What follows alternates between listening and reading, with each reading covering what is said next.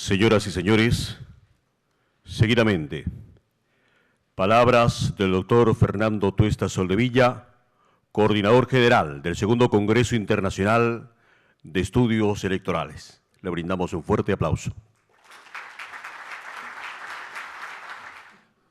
Tengan ustedes muy buenos días. La verdad, muy satisfechos el comité organizador. En primer lugar, quiero agradecer al presidente del Jurado Nacional de Elecciones, el doctor Francisco Tábara Córdoba, quien al inicio del año me encomendó organizar este segundo Congreso Internacional de Estudios Electorales. El reto era mayúsculo porque en realidad el Perú está en pleno proceso electoral. El próximo domingo tenemos la segunda vuelta electoral y siendo el jurado efectivamente un órgano electoral, la concentración de su trabajo estaba pues centrada en su función especial. Sin embargo, teníamos que hacer este congreso y nos comprometimos en que esto iba a ser un buen congreso. Iba a ser un buen congreso por dos razones. Porque tenemos que darnos un espacio para pensar la política y qué mejor hacerlo con académicos nacionales e internacionales de primer orden. Y este congreso, su calidad está garantizado porque ustedes han respondido satisfactoriamente y se los agradezco infinitamente. La verdad que tener un congreso con la calidad y cantidad de expositores como están aquí presentes, pocas veces se puede ver. Pero los organismos electorales y en particular ahora el Jurado Nacional de Elecciones entiende que su función va más allá de lo que en principio se asume. Y entonces crear espacios de discusión y de reflexión son parte también de construir o ayudar a construir democracia en nuestro país. Nos hemos trazado como objetivo que lo que acá se discuta, se reflexione y se presente tenga sentido. Tenga sentido no solamente para nosotros, que dicho sea de paso ha resultado un éxito en términos de inscripción, se agotaron las inscripciones, esto felizmente se está transmitiendo en streaming y otros peruanos si fuera también podrán ver los aportes de aquellos temas que se están discutiendo no solamente en el Perú. Y a los peruanos nos interesa qué cosas se está discutiendo también afuera para entender mejor nuestra realidad. Yo quiero, por tanto, en primer lugar, agradecer a los expositores que de manera desinteresada, internacionales, han aceptado, y también, por cierto, los nacionales. Todos ustedes saben que este es un periodo del año bastante complicado. Al final del año se hacen muchos eventos. Todo se tiene que hacer en el mes de noviembre y diciembre es un mes corto. Pero en medio de estas circunstancias, nosotros como comité hemos querido ofrecer lo mejor a ustedes y creo que el programa así lo traduce. Este recinto también ha sido escogido para que los acoja en sus mejores condiciones. Esperamos que estos 2 días y medio se encuentren ustedes bien. Aquí van a encontrar en esta misma sala las mesas de exposiciones de los expertos internacionales, jueves y viernes, en las mesas ya señaladas, y el sábado exclusivamente para el caso de Perú.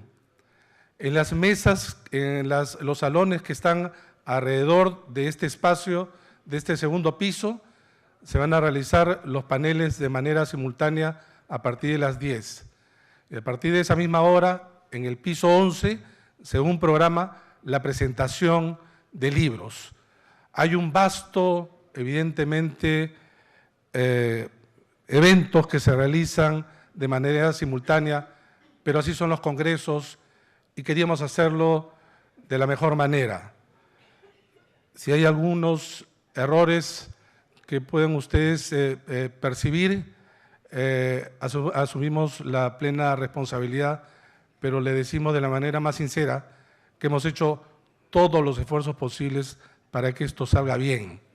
Esto para nosotros fue como el Mundial de Brasil, construyéndose los estadios casi a última hora.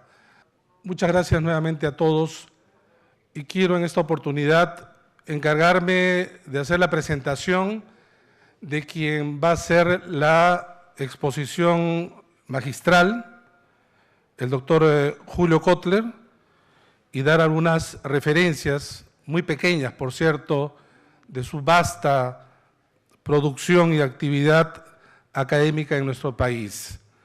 El doctor Julio Kotler es doctor en Sociología por la Universidad de Burdeos, Francia, y antropólogo de la Universidad Nacional Mayor de San Marcos, ex director e investigador del Instituto de Estudios Peruanos y profesor principal de la Universidad de San Marcos.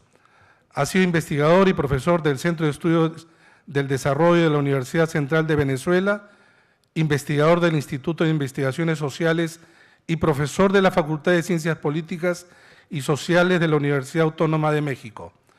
Profesor visitante de universidades norteamericanas en Berkeley, Columbia, New School, europeas en París, Bolonia, Ortega y Gasset, Centros de Estudios Constitucionales de Madrid.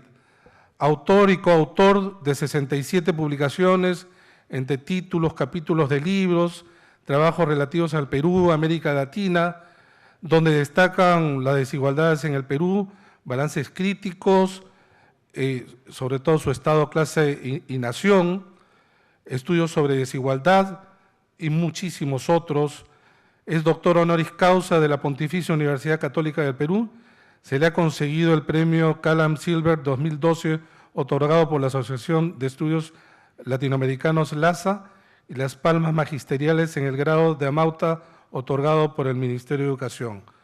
Para todos ustedes, bienvenidos al Perú, y doctor Kotler, por favor, se hace presente para su charla magistral y muchísimas gracias por aceptar esta invitación. Un aplauso para el doctor Julio Kotler.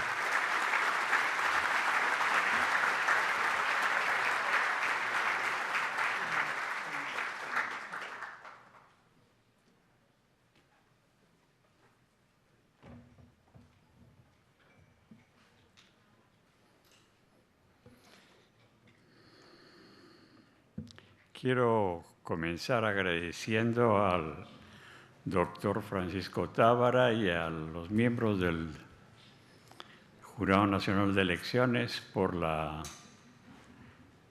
honrosa invitación que me han hecho para dirigirme a ustedes ahora, y al doctor Fernando Tuesta por convencerme de estar presente con ustedes ahora.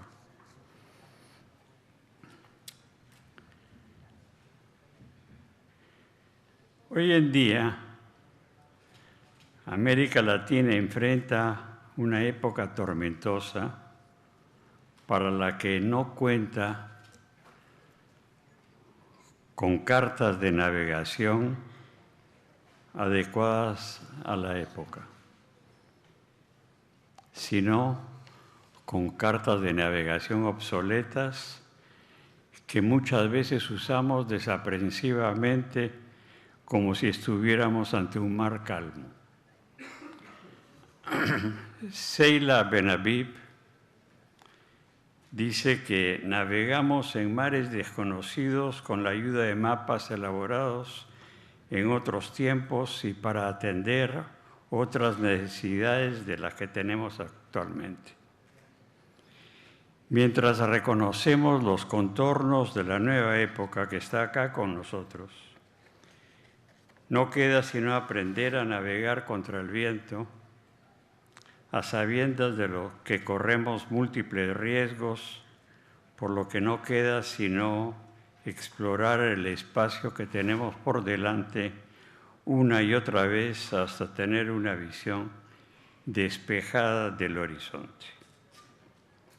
Para llevar a cabo este ejercicio exploratorio, la trayectoria del Perú durante las últimas décadas y el futuro que se avisora puede servir para graficar gruesamente el problema que nos preocupa. Como es sabido, durante las últimas décadas, los países desarrollados han generado un cúmulo de transformaciones de distinto índole.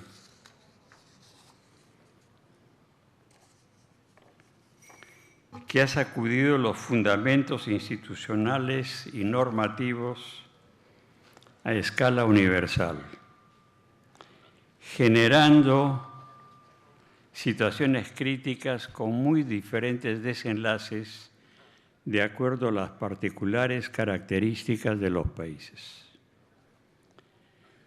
Producto de la Guerra Fría, las innovaciones científicas y tecnológicas norteamericanas revolucionaron en las comunicaciones, transformaron el aparato productivo y el sistema financiero, consolidando el protagonismo de las empresas multinacionales en el mercado y en las relaciones internacionales, por lo que sus intereses influyen poderosamente en las decisiones de los gobiernos, que muchas veces asumen posiciones contrarias a la soberanía popular expresada en el voto ciudadano en las elecciones democráticas. La caída del muro de Berlín en 1989 y la disolución del Imperio Soviético en 1991 consagró la hegemonía mundial de Estados Unidos, y la revolución neoconservadora, liderada por el presidente Reagan y la primera ministra Thatcher, fue motivo para que Fukuyama profetizara que el maridaje de la democracia liberal con el capitalismo daba término a las contiendas ideológicas y abría el camino para que la neutralidad y objetividad de la ciencia constituyeran los ingredientes de la administración burocrática del Estado, el neoliberalismo. Simultáneamente, arreciaron las críticas de los centros académicos y de los organismos multilaterales a la intervención estatal en la economía y en general en la sociedad, por las distorsiones llamadas mercantilistas que generaba, al tiempo que subrayaban las virtudes del individualismo posesivo y las bondades del mercado, lo que justificaba las presiones para que el Estado cediera su protagonismo al sector privado, limitándose a ser acompañante y facilitador de sus intereses y necesidades. Estas condiciones influyeron para que el estallido de la crisis de la deuda externa en 1982 diera inicio a la década perdida de América Latina. Los intentos gubernamentales por solucionar los intensos desequilibrios económicos invariablemente castigaron a los sectores asalariados, agravando y radicalizando los conflictos sociales y las divisiones políticas y alentando la radicalización y violencia política en nuestros países.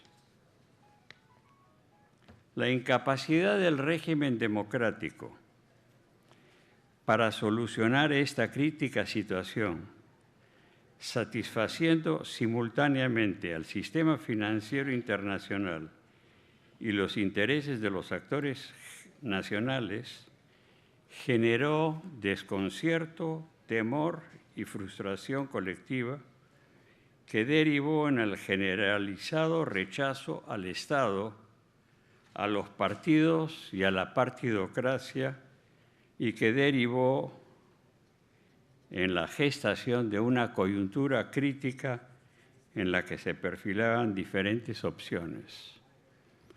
Al igual de lo que sucede en la actualidad en algunos países europeos, como lo vemos en la actualidad. Como era de esperar, el variado desenlace respondió a la trayectoria y a la configuración política, social de cada uno de los países.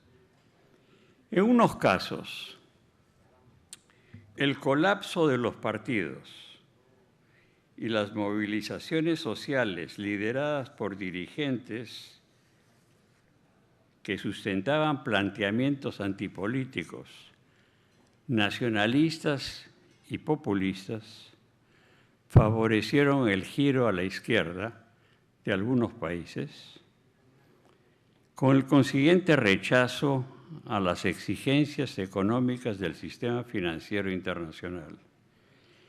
Mientras que ahí donde los dirigentes políticos controlaban el curso de los acontecimientos, se logró negociar la inclusión del país en el nuevo mercado globalizado. Es decir,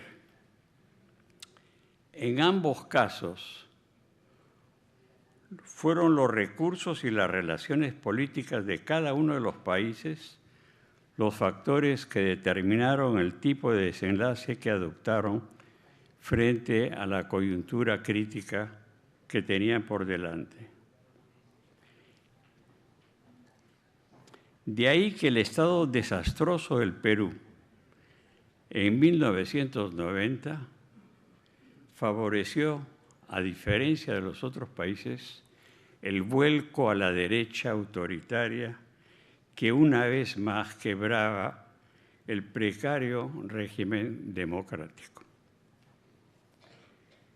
Durante la década de los años 70 del siglo pasado, las reformas antioligárquicas y nacionalistas del gobierno militar, destinadas a democratizar la sociedad por la vía autoritaria, propia de todos los regímenes populistas, tal como lo entendemos ese término en América Latina, produjeron la oposición y la retracción de los inversionistas al tiempo que estimularon la participación y movilizaciones populares, obligando a los militares a devolver el poder a los civiles, dando paso a la cuarta transición a la democracia a partir de 1945. El Perú lleva el récord de transiciones a la democracia en América Latina. En estas circunstancias, durante los años 80, la de la década perdida de América Latina, el Perú tuvo una serie de experiencias particularmente traumáticas que puso incluso en duda la viabilidad de su existencia como país. En el marco de la prolongación de las movilizaciones sociales originadas durante los 70s, el ascenso al poder de Alan García en 1985, después de 55 años de frustrados intentos del partido para alcanzar tal posición, marcó un hito histórico, porque en 1985, en ese año, se dio la primera alternancia democrática del país después de 1945. Tuvieron que pasar 40 años para que el país tuviera la primera alternancia democrática. Pero la esperanza que esta vez se afianzaría la democracia se desvaneció rápidamente por la destrucción material y humana causada por los movimientos subversivos, y la impune violación de los derechos humanos por la fuerza pública, debido a los perversos efectos generados con la eclosión del tráfico de drogas y de la más larga hiperinflación que registra la historia, debido al voluntarismo del Ejecutivo. Estos fenómenos debilitaron las otrora pujantes organizaciones sociales, populares.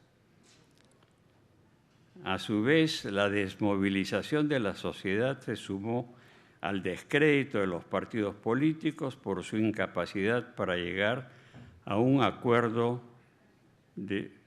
para combatir estos problemas eficazmente.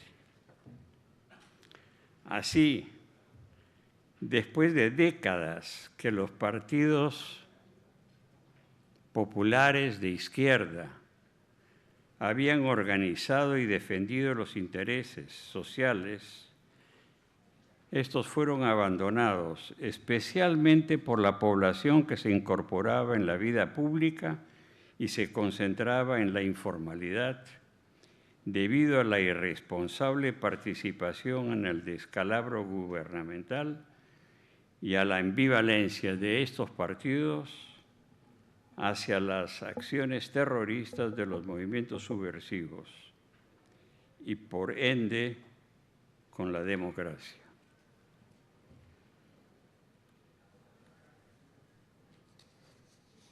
La pérdida de referencias ideológicas con la bancarrota de la Unión Soviética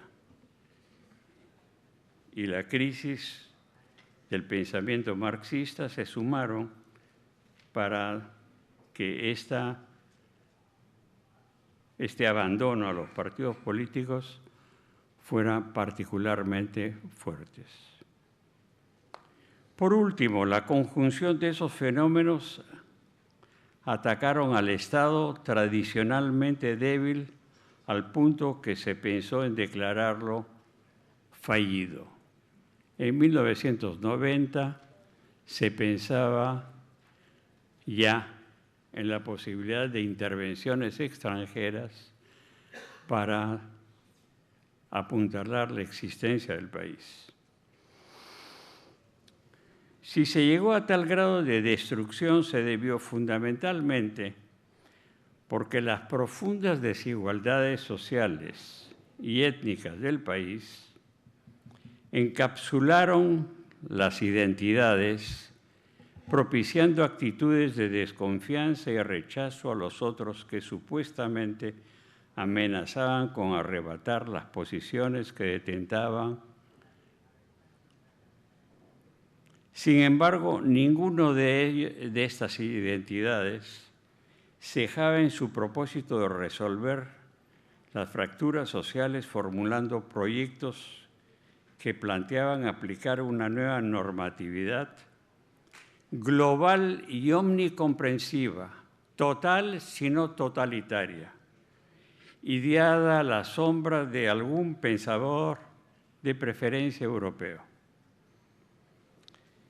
Haciéndose eco de la revolución neoliberal, Hernando de Soto y Mario Vargas Llosa atacaron a rajatabla estas concepciones y prácticas mercantilistas que ellos denominan mercantilistas, que privilegian a los que tienen acceso al poder a costa de la desprotección de la inmensa mayoría que no goza de tales posibilidades, defendiendo con igual fervor la libertad individual de las ataduras del Estado, que supuestamente solo la economía libre mercado puede ofrecer y garantizar.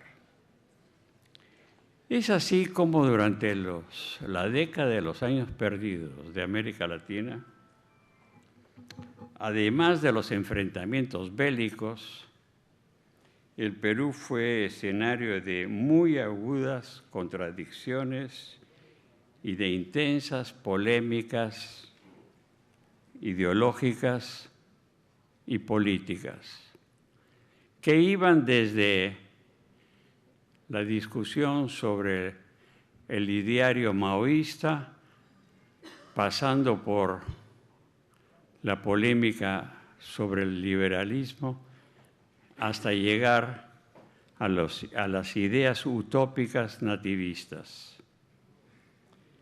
En esas condiciones turbulentas, los electores optaron por el outsider, representado cabalmente por Fujimori, con sus exabruptos antipolíticos y tecnocráticos, por la defensa de los intereses populares y su propósito de restaurar autoritariamente, con mano dura, el orden público con la colaboración de las Fuerzas Armadas, que por intermedio del válido Montesino pasaron a formar parte de la coalición gubernamental. No fue pues casualidad que a partir del año 90 la población en general demandara orden y tranquilidad. Por su trato pragmático y cínico hacia los agudos problemas que acosaban al país, Fujimori no titubeó en descartar el programa heterodoxo y el equipo que lo había preparado para sustituirlo con lo que esperaban los organismos multilaterales para desembolsar los fondos necesarios destinados a restablecer el equilibrio económico, lo que permitió establecer una coalición muy poderosa de poderes fácticos nacionales y extranjeros y aislar a los debilitados partidos políticos. De esta manera, Fujimori inauguró una tradición que sigue hasta el día de hoy, en la que el presidente, a los pocos días de tomar asiento en la residencia presidencial, desecha el plan de gobierno con el que ofreció gobernar y lo reemplaza inconsultamente por el de la competencia, lo que hace recordar a Groucho Marx cuando ofrece sus principios y si es que a ustedes no les gusta, puede cambiarlos inmediatamente. A pesar del drástico ajuste decretado por los tecnócratas, no sucedió la reacción social que se temía. El precio de la gasolina subió 40 veces en un solo día.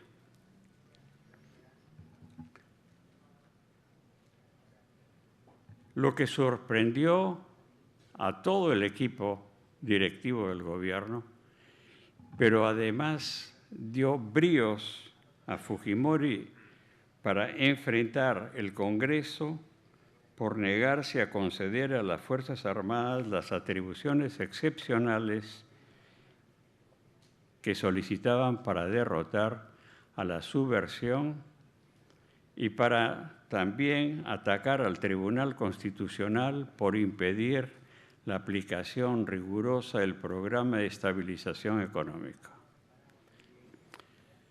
La ocasión para anular estos bloqueos se presentó cuando la oposición denunció al presidente por corrupción y este reaccionó con un autogolpe que los militares ejecutaron, a pesar de que podría generar una reacción política que debían reprimir, para la que estaban preparados para reprimir, siguiendo el ejemplo de los militares del Cono Sur.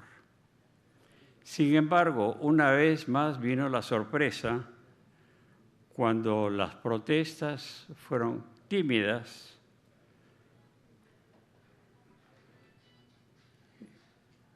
y es más, cuando la decisión presidencial fue aprobada por una contundente mayoría, lo que volvía a confirmar el desprestigio de los políticos y de la democracia, mientras que las figuras y las acciones autoritarias gozaban y gozan de un elevado prestigio, las dos instituciones más preciadas en el país son el ejército y la iglesia. Así, mientras los militares tenían las manos libres para combatir la subversión, los tecnócratas, aislados de las presiones populares, podían ejecutar libremente sus decisiones para ajustar y estabilizar la economía sin tener que rendir cuentas sino a sus superiores, bien sea en Palacio de Gobierno o en Washington. Mientras tanto, Montesinos se encargaba del control político desde el servicio de inteligencia, reclutando y corrompiendo a los servidores del régimen, comprando a los propietarios de los medios, reprimiendo los pocos y débiles núcleos de oposición, al tiempo que se apoderaba de los dineros del Estado con la complicidad de la jefatura militar. Vale decir, producto de la destrucción de los años 80, la descomposición de la sociedad, de la política y del Estado, dejó un terreno arrasado que permitió alzarse con el Estado. A partir de entonces,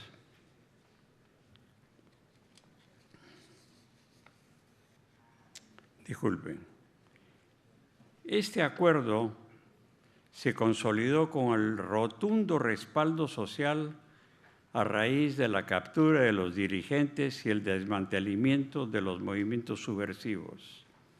Es más, por su demostrada capacidad para solucionar los problemas del país, la población no solamente justificaba el autogolpe, sino que una significativa mayoría consignaba su aprobación al gobierno por su calidad democrática. Es decir, parecía concretarse la máxima de Maquiavelo: si los hechos acusan, los resultados se excusan. Para nada servía el carácter de procedimientos de la democracia. Lo que interesaba y lo que interesa a la mayoría son los resultados. ¿Pero qué mayoría es? Es la mayoría que se encuentra en un estado cercano a la desesperación y en la que poco importa cómo se consiguen las cosas y lo que sí importa es cuáles son los resultados que se logran. Es decir, el desarrollo de un cinismo político exacerbado, como nosotros lo trataríamos, pero que es de un realismo político para la población que se encuentra en estado de extrema pobreza. Pero la sucesión de atropellos y arbitrariedades destinadas a prolongar indefinidamente el régimen, a la manera de otros dictadores de antes y de ahora, supuestamente para consolidar la pacificación y el crecimiento económico, restó legitimidad al gobierno, pero sin que se constituyera una sólida oposición que presionara una salida constitucional, dando cuenta una vez más de la debilidad y la fractura de la sociedad. Motivo para que solo la intervención de la OEA fuera motivo para lograr una salida constitucional. A raíz de hacerse público la corrupción que practicaba Montesinos y que Alberto Fujimori fugó del país, renunció al cargo y ante la deserción del patrón, los dependientes colocados en el Congreso renunciaron, dando paso a la quinta transición a la democracia desde 1945 al inicio del segundo milenio. Así, cada 11 años, el Perú vivía la interrupción constitucional. Precisamente, esta debilidad institucional se refuerza en cada ocasión, propiciando así que ante los problemas, las salidas autoritarias sean las más alentadas. A partir del año 2000, la sucesión ininterrumpida de 3 gobiernos elegidos democráticos constituye un récord histórico en el país, así como los 10 años de insólito crecimiento económico que ha contribuido a reducir la pobreza y crear un nuevo segmento de clase media. Sin embargo, la fortaleza macroeconómica del país, paradójicamente, se acompaña con una democracia sin partidos políticos, sin una intermediación política organizada, sino más bien con una proliferación de independientes, neófitos y acusados de todos los vicios posibles. Con una burocracia anacrónica que los tecnócratas no pueden controlar, con una ineficiencia e ineficacia de los poderes del Estado y de muy pobres servicios públicos. Del 70% de la población en estado informal,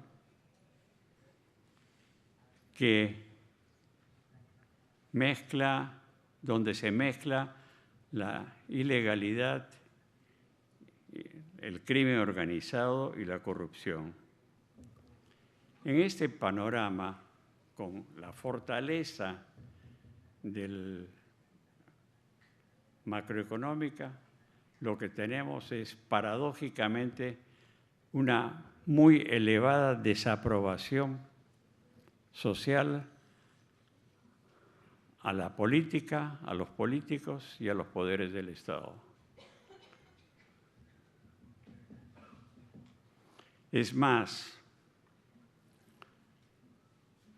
el Perú tiene el triste privilegio que sus 3 presidentes tengan los niveles más elevados de desaprobación en América Latina,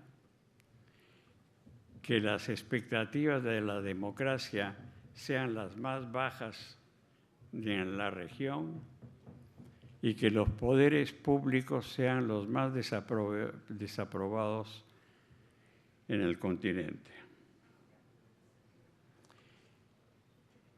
Frente a esos hechos,